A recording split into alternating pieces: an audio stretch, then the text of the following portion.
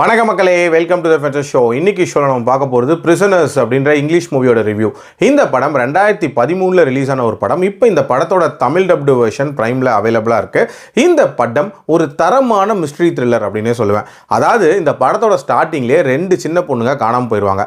அவங்களுக்கு என்ன ஆச்சு அப்படின்ற மாதிரியான ஒரு தீமில் தான் இந்த கதை நகரும். இந்த 2 பொண்ணுங்களில் ஒரு பொண்ணு தான் நம்ம டோனரோட பொண்ணு.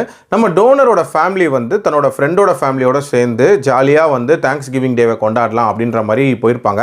அங்க நம்ம டோனரோட மகளும் அண்ட் அந்த ஃப்ரெண்ட் ஃபேமிலியை சேர்ந்த இன்னொரு பொண்ணு ஆன் அண்ட் ஜாய், இவங்க 2 பேரும் மர்மமான முறையில் காணாமல் போயிடுறாங்க. அந்த டைம்ல அங்கிருந்த ஒரு ஆர்வி வேனும் மிஸ் ஆகுது. ஸோ அதில் இருக்கிற நபர் தான் இதுக்கு காரணமாக இருப்பாங்க அப்படின்ற மாதிரி அந்த இன்வெஸ்டிகேஷன் தொடங்குது. இன்வெஸ்டிகேஷனை பண்ண வர டிடெக்டிவ் யார் அப்படின்னா லோக்கி. இவரை பொறுத்த வரைக்கும் 100% ரெக்கார்ட் இருக்கக்கூடிய ஒரு நபர் அப்படின்னே சொல்லலாம். ஸோ இந்த இன்வெஸ்டிகேஷன் எப்படி போகுது, இதுக்கு பின்னாடி யார் காரணம், டுவர்ட்ஸ் அந்த பொண்ணுங்க கிடைச்சாங்களா இல்லையா, அண்ட் கடைசியாக என்ன ஆகுது அப்படின்ற மாதிரி நிறைய விஷயங்களை சொல்லக்கூடிய ஒரு படம் தான் இந்த படம். எனக்கு இந்த படத்தில் பிடிச்ச விஷயமே ஃபர்ஸ்ட் திங் அந்த மிஸ்ட்ரி எலிமெண்ட்ஸ் தான்.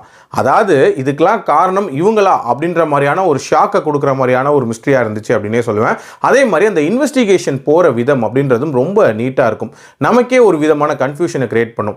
ஒருவேளை இவர் தான் பண்ணியிருப்பாரா, ஒருவேளை இவர் பண்ணியிருக்க மாட்டாரா அப்படின்ற மாதிரியான ஒரு டைலாமாலே கொண்டு போயிருப்பாங்க. ஆல்சோ இதுக்கு பிரிசனர்ஸ் அப்படின்ற மாதிரி ஒரு டைட்டில் வச்சிருப்பாங்களா, பயங்கர ஆப்டான ஒரு டைட்டில் அப்படின்னு நான் சொல்லுவேன். ஏன்னா இந்த படம் பார்க்கும்போது உங்களுக்கே புரியும் யாரெல்லாம் அந்த பிரிசனர்ஸ் அப்படின்றது. உண்மையிலேயே நீட்டான ஒரு டைட்டில்.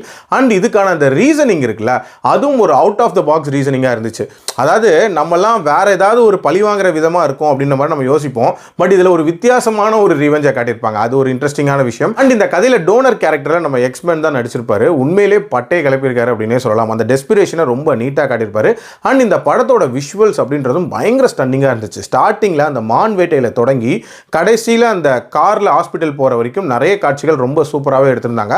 ஓவரால் ஒரு தரமான படம் பார்த்த ஒரு ஃபீல் அப்படின்றது இருந்துச்சு. இந்த படத்தோட பேச பொறுத்த வரைக்கும் ஆங்காங்கே ஒரு விதமான ஸ்லோனஸ் அப்படின்றது இருக்கும். அது ஒரு சில பேருக்கு கொஞ்சம் செட் ஆகாமல் இருக்கலாம். பட் ஓவரால் ஒரு தரமான படம். என்னோட ரேட்டிங் இந்த படத்துக்கு 3.7 out of 5. அடல்ட் கண்டென்ட்லாம் இல்லை, தாராளமாக பார்க்கலாம். மீண்டும் அடுத்த விமர்சனத்தில் சந்திக்கிறேன். நன்றி, வணக்கம்.